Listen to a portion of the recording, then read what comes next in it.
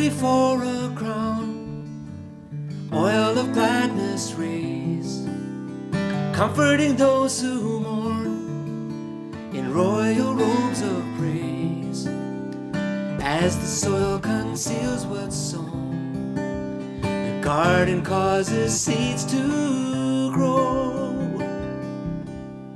These are the work of my hands, these are the shoot I have planted here, for the display of my splendor here in these beleaguered lands. These are the ones I have loved, these are the ones I have called my own. These are the priests of a sacred home.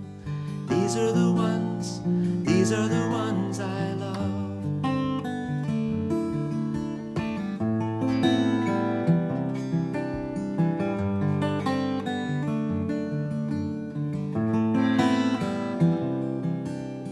This the fast I choose, the song I long to hear. Let the bonds be loosed, the day is drawing near. Blessed be these lovely ones, dancing in the setting sun. These are the ones I have loved, these are the ones I have called my own.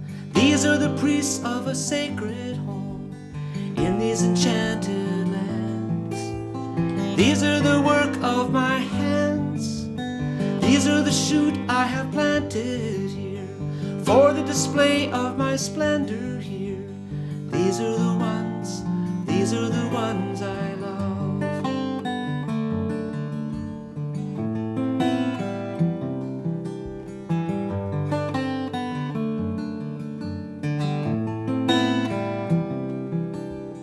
Blessed be these lovely ones, dancing in the setting sun. These are the work of my hands, these are the shoot I have planted here, for the display of my splendor here in these enchanted lands. These are the ones I have loved, these are the ones I have called my own. These are the priests of a sacred home. These are the ones I love.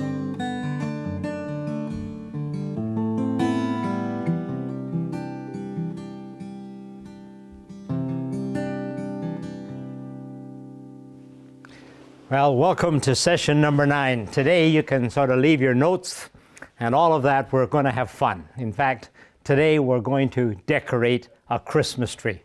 I know that probably when you're watching it, this is not the Christmas season and I'm completely out of order, but it's one thing to sort of get a lot of head learning. It's another thing to catch the spirit of it. And what we're going to do today is not so much learn, we'll do a little bit of reviewing in the process. I'm not going to do the formal reviewing or anything like that, and just see how these early Hebrew people handled all this stuff in their everyday. This is new to us, but to Isaiah the prophet, it was just old stuff he was absolutely raised on. And this great poet wrote a poem, Isaiah 61, and last winter, our pastor that took over from me at White Ridge Baptist Church decided at Christmas we were going to take and study Psalm 61, and 4 different pastors were going to speak on it. And there's one verse in Psalm 61 that uses the word covenant. And so he looked at me and said, well, you know all about covenant, you can talk about covenant as it's impacted in this chapter. He didn't know, and I didn't know, that this was going to be covering almost every bit of it. And the Christmas tree process is there just for the fun of it. In fact, just to get started, the scriptures, Jesus went to Nazareth where he had been brought up, and on the Sabbath day he went into the synagogue as was his custom. He stood up to read. The scroll of the prophet Isaiah was handed to him. Unrolling it, he found the place where it is written, "The Spirit of the Lord is upon me, because he has anointed me to preach the good news to the poor," and it continues. Now, when he has the scroll of Isaiah, Isaiah is a big book. And Isaiah 61 is near the end. So those people at that church probably went to sleep waiting for him till he, because you got to roll up the part you're unrolling and unroll the part, and you got to go all the way from chapter 1 through to 61 in a roll. You can't just flip pages. So it took time. And then he read this verse, this passage. What it is Psalm 61. And if we read Psalm 61 carefully through, it starts almost identically with that. But in the process of our study, of our preaching on it, I discovered there was an awful lot of covenant within it. So here's the actual start of Isaiah 61. The Spirit of the Sovereign Lord is on me because He's anointed me to preach the good news to the poor. Now this poem doesn't prove covenant. What it does is it assumes covenant. It assumes you all took these courses and it's absolutely in your blood. And all he does, because poets do that, they just make sort of elusive references to things, and if you don't know what he's talking about, you miss the message. Okay? That's what happens with poetry. And so what we're going to do is just take a look at some of those, and just for the fun of it, we're going to use a Christmas tree in the process. So here's the star at the top of the tree. Doesn't it look cute? Okay? And we'll put the first part of the tree up next. That's the top part there. We're going to call it Covenant and Shalom. Okay? Then we're going to put the second part in. And that's the part that we've talked about, restorative justice. Now the third part. And that part is social justice. We've talked about all of this. Okay? And then the last part is mercy and blessing. And then just because it's got to look right, we'll put in a trunk. And just for the fun of it, we're going to add some Christmas presents, although they have nothing to do with Isaiah 61. Okay? So as I said, we're going to have fun. Okay? And I'm going to take the words and just move them off to one side so that you can focus on the area. But remember that the words belong more or less where I had it on the tree. And toward the end, we'll bring the words back. And we're just going to look at some of the verses one by one in Isaiah chapter 61. And when we look at the verse, you hardly will see it, but I've got a Christmas decoration on the little box. And after I've read it and explained to it, we're going to put the decoration on the tree where it belongs, and we'll go to the next one, okay? Just a very simple little bit of a fun thing.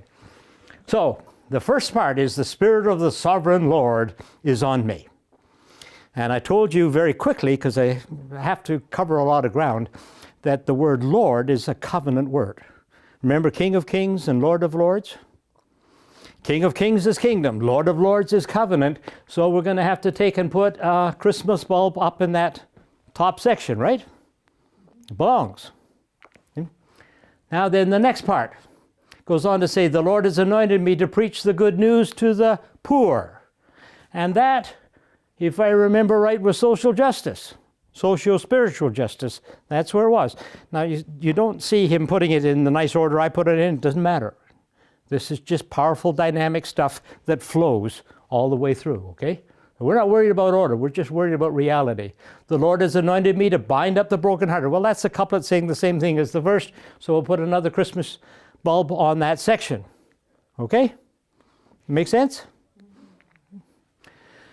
Now then the third, the Lord has anointed me to proclaim release from darkness for the prisoners. You have to understand in Isaiah's time, he's now starting to be a prophet that says Jerusalem is going to be destroyed. There's going to be real grief. Mothers are going to be weeping because their children are gone. He's giving a message of gloom, but also with the message, he's giving a message of hope. That if we get revival through proper covenant, we can come back. So he's talking now about prisoners not because they're criminals, but prisoners that are war prisoners. Their own Jewish soldiers that get captured by the enemy that finally get released. So we're going to put that down as social justice. They're getting restored. Okay? The Lord has anointed me to proclaim the year of the Lord's favor. I'm not quite sure what it means. I think it's probably the year of Jubilee. And the year of Jubilee is if you've lost things, you get them all back. you get restored. So that goes into social justice to some degree. Okay? The Lord has anointed me to comfort all those who mourn. And this isn't people mourning because of natural grief. This is the Jewish people mourning because their nation has been destroyed. Okay? And if I'm going to bring comfort to them, I'm going to be restoring them. So we're going to talk about now restorative justice for a nation. Okay? Next one. The Lord has anointed me to provide for those who grieve in Zion. It's a couplet, it's the same thing, so we'll put another Christmas bulb in that section. Okay? The Lord has anointed me to bestow on them a crown of beauty instead of ashes. Restoration again, a full restoration, glorious restoration, not just a half-hearted event. Okay?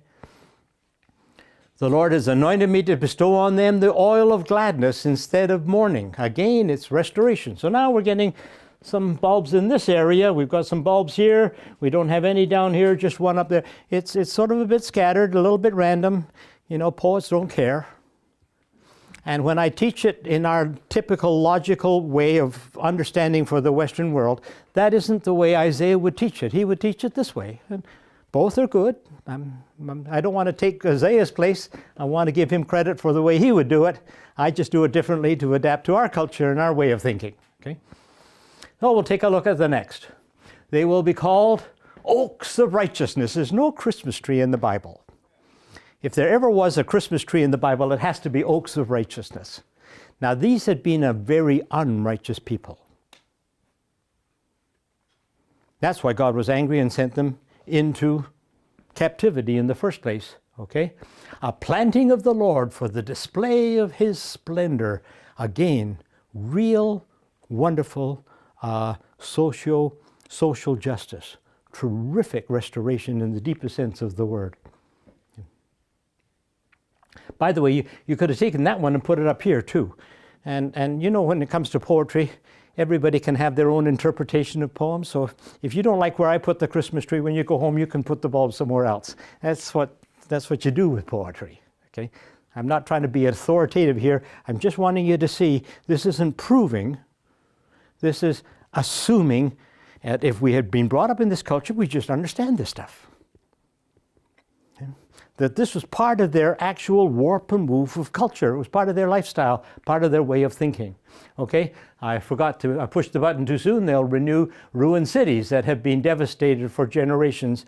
And I put it down here as mercy, because they really didn't deserve it. But you could have put it up here, you could have put it up here, depending on the particular perspective. You know, we're not going to get into big, huge theological debates about where you put the Christmas tree bulb, because some of these could go 3 or 4 different ways, depending on what you think, or what I happen to think. Aliens will shepherd your flocks. Foreigners will work your fields. It doesn't mean very much to us. But to these people, it meant a lot, because they were going to be slaves in a foreign land. And they had to look after their captives' animals. And when they heard this message, what it was you're going to now get to have them look after your animals. This was restoration, but it was in the fullest sense of restoration. And I put that down as blessing. And you could have put it up here as mercy. You could have put it up here as social justice. I don't know where you want to put it. Okay? You can see how this is fairly broad, but some of these can fit any one of 3 or 4 places. Means it's authentically referring to this covenant pattern. This is a whole, okay? You'll be called priests of the Lord, and you will be named ministers of our God. You'll not just be an ordinary person. You've had your spiritual poverty. You've had your nose rubbed in all the failures of your life. You as a nation have been disloyal. But I'm not only going to just sort of save you by the skin of your teeth. I'm going to exalt you to positions of importance. I'm going to make you priests. A very honored position. And so again, I happen to put this down as mercy, but you could put it down as blessing. You could put it down as social justice. You could put that one down as restorative justice. But whatever it is, it's in the fullest of ways. You will feed on the wealth of nations, and their riches you will boast. That's what had happened to, or was going to happen to them. It happened in the time of Jeremiah and Ezekiel. It was going to happen. Isaiah predates him, but he's talking as if the thing had already happened. And so again, we're going to talk about it and call it a blessing. But you could put it somewhere else. Instead of their shame, my people receive a double portion.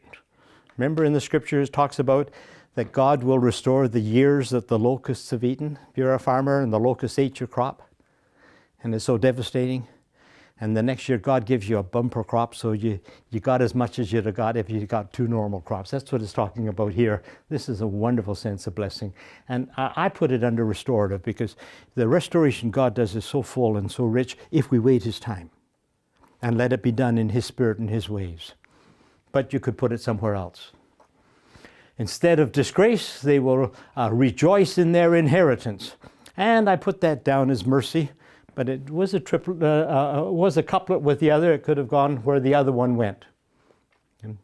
So they will inherit double portion in their land, and everlasting joy will be theirs. And because it talked about everlasting joy as sort of an added bonus, I stuck it down under blessing, okay, with all of its richness. In my faithfulness I will reward them and make an everlasting covenant with them. Now we get back to covenant again, up at the first. When we were planning my sermon, I thought that was the one verse I was going to be talking about. I ended up preaching about just about all of it. Okay? If you go home and open your Bibles, you'll find out I've left out a couple of little places that I couldn't figure out where, and I don't want to force things just to make it look good, but poetry being what it is, that could be normal. Their descendants will be known among the nations and their offspring among the people. Now this is a vague reference. Okay?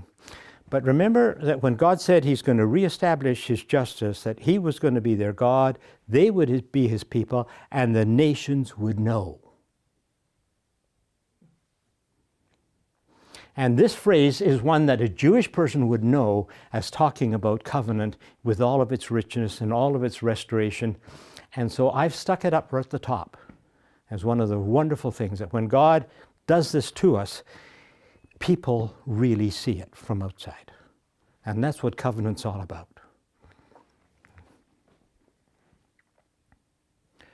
All who see them will acknowledge that they are a people the Lord has blessed. Okay, now I put down the word blessing, so I put it way down here. But to be honest, it could be fitted up here. You know, it still talks about covenant, okay?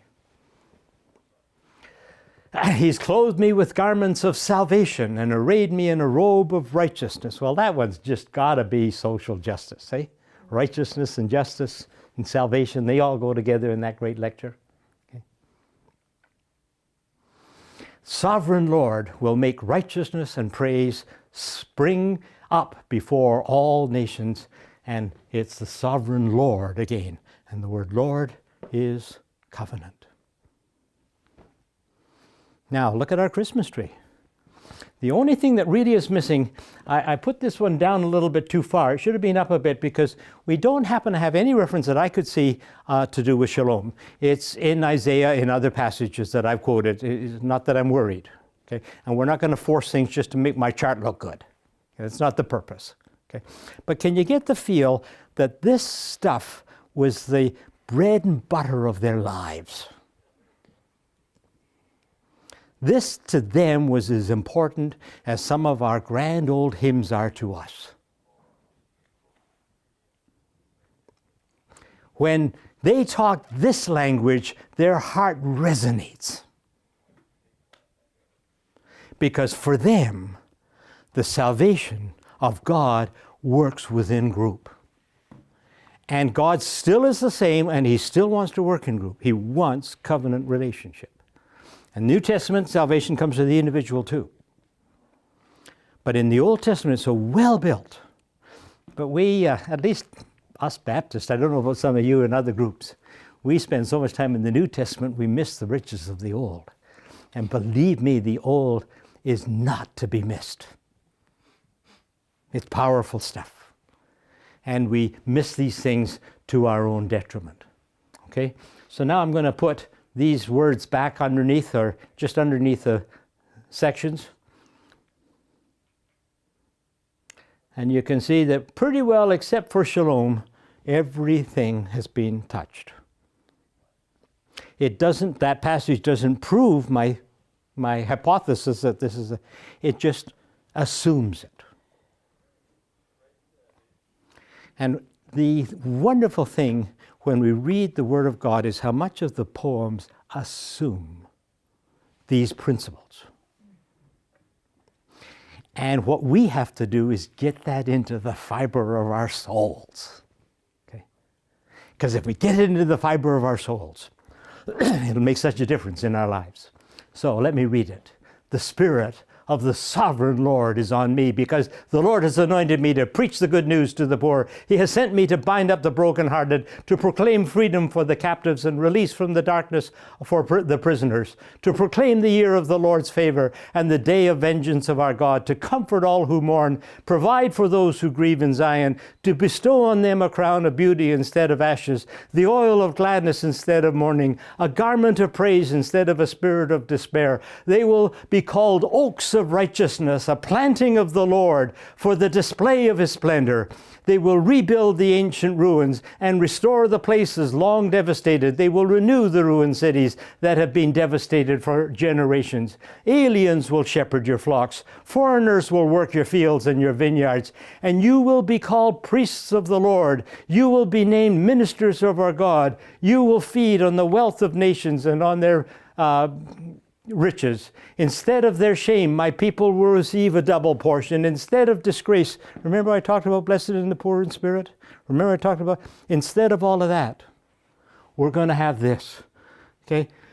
Instead of disgrace, we'll rejoice in our inheritance. So they will inherit a double portion in their land, and everlasting joy will be theirs. For I, the Lord, love justice. I hate robbery and iniquity. In my faithfulness, I will reward them and make them an everlasting covenant with them.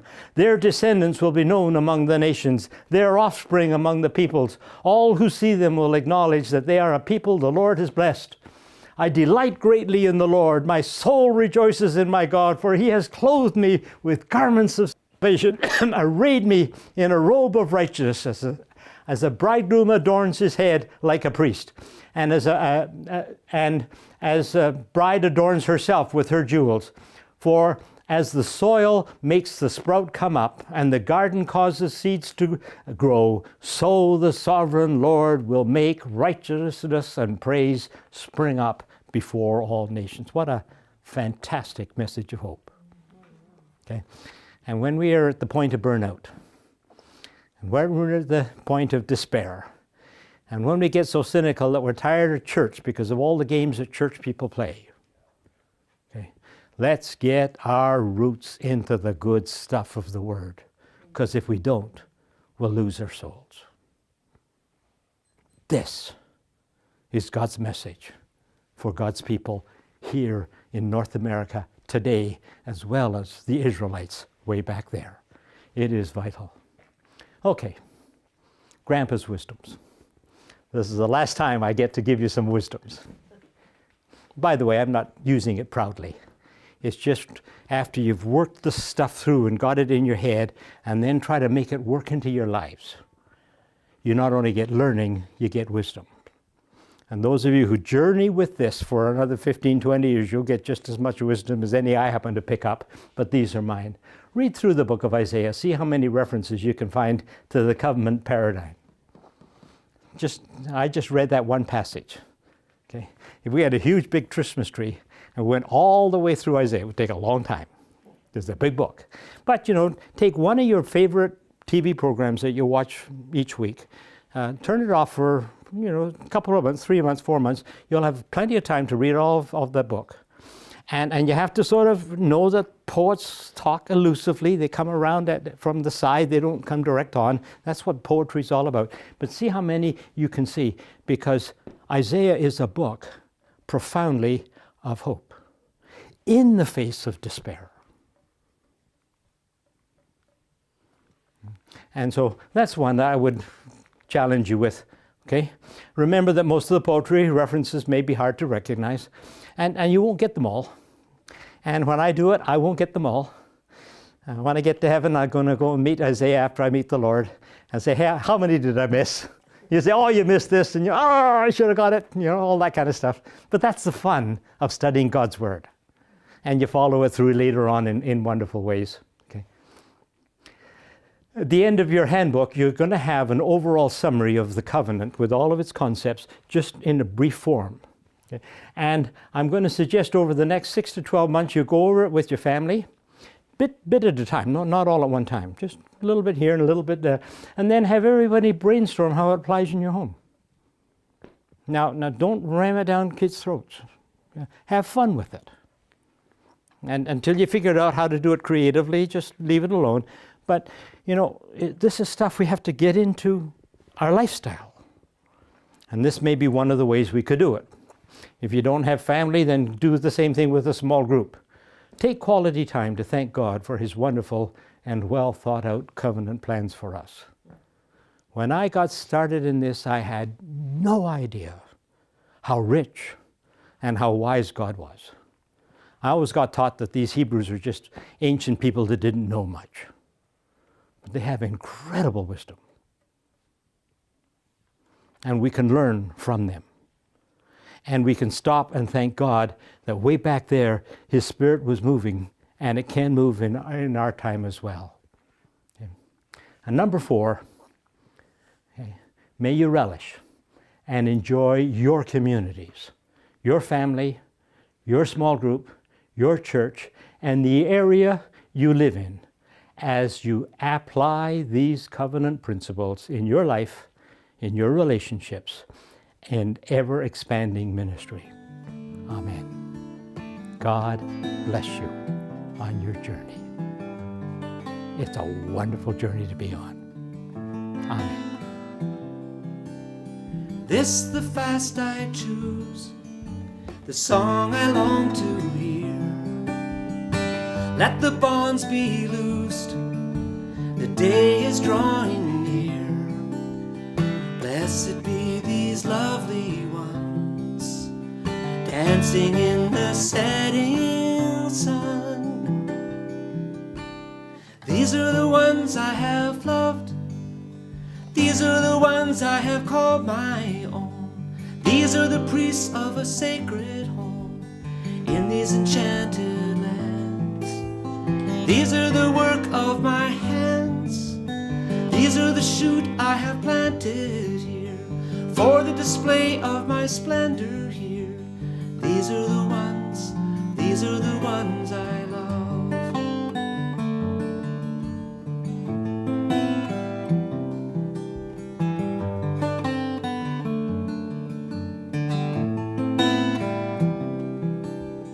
Blessed be these lovely ones, dancing in the setting sun.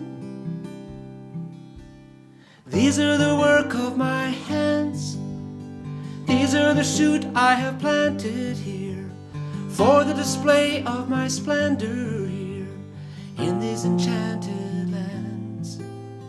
These are the ones I have loved, these are the ones I have called my own. These are the priests of a sacred home. These are the ones I